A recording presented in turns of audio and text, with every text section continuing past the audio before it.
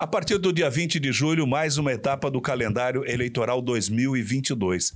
Estarão abertas aí as janelas para as convenções e eu vou conversar com o nosso especialista em política, doutor Noemir Felipeto, para a gente falar um pouquinho mais dessas convenções. Agora tem federação, tem mais uma série de normas. O que é que muda diante das eleições deste ano com relação às convenções, Felipeto?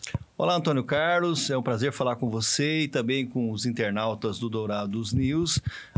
O direito eleitoral, ele é muito dinâmico e a cada 2 anos nós temos eleições e às vezes ele se modifica em alguns critérios, em algumas análises para adaptar à nossa realidade.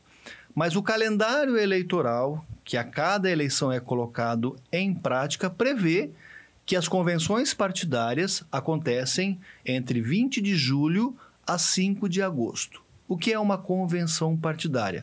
É um ato interno do partido ou agora também da federação partidária para definir quais os nomes que este partido ou esta federação vai indicar para concorrer ao pleito de 2022. A partir das convenções, o partido ou a federação tem quantos dias para informar isso à Justiça Eleitoral?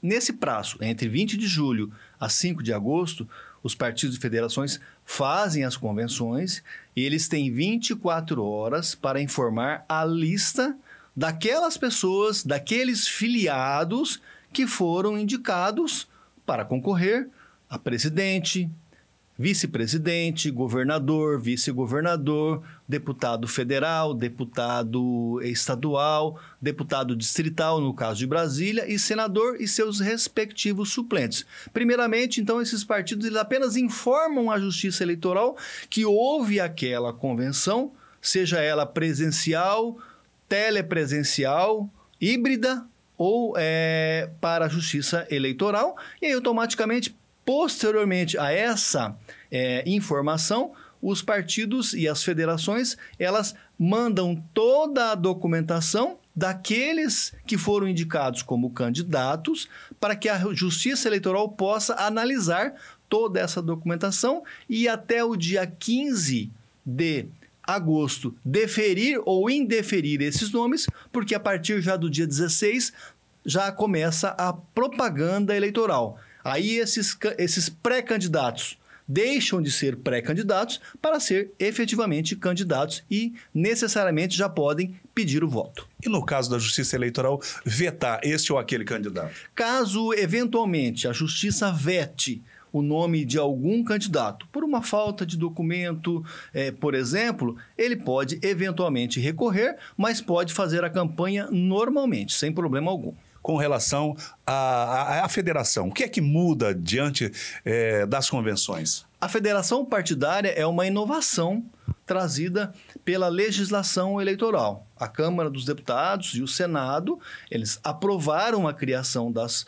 federações e, automaticamente, a Justiça Eleitoral está materializando isso. O que é a federação? É a junção de 2 ou mais partidos a nível nacional. Ou seja, esses partidos que têm a mesma linha ideológica, a mesma linha de pensamento, eles se unem em federação, que tem a validade de no mínimo por 4 anos, e essas federações, então, podem lançar candidatos a cargos majoritários, apenas um em cada estado, ou também cargos proporcionais, como deputados federais e deputados estaduais. Isso pode confundir o eleitor ou não tem nada a ver? Eu acredito que não há confusão. A federação ela diverge da coligação. A federação, por exemplo, digamos que 3 partidos a nível nacional eles tenham se unidos. Vou citar um exemplo do PT, do PCdoB e do Partido Verde. Eles se uniram em federação. Aí, pegando aqui o Mato Grosso do Sul, eles podem lançar esses 3 partidos juntos, os até 25 nomes para deputado estadual ou até 9 nomes para deputado federal. Ao contrário de um partido que concorre sozinho, que nas coligações proporcionais que não existem mais, tem que lançar automaticamente esses nomes apenas da própria legenda. Nós já tivemos casos, doutor Noemir Felipeto, de nomes que passaram pelas convenções, mas que não foram indicados para a Justiça Eleitoral. O que acontece nesse caso? É por isso que a Justiça Eleitoral inovou nos últimos anos, em que em até 24 horas, o partido, ou agora também a federação, tem que informar, no mínimo, a relação das pessoas que foram escolhidas em convenção para ser candidato. E também com quem esse partido, a nível majoritário, vai se coligar. Não na proporcional, mas no majoritário.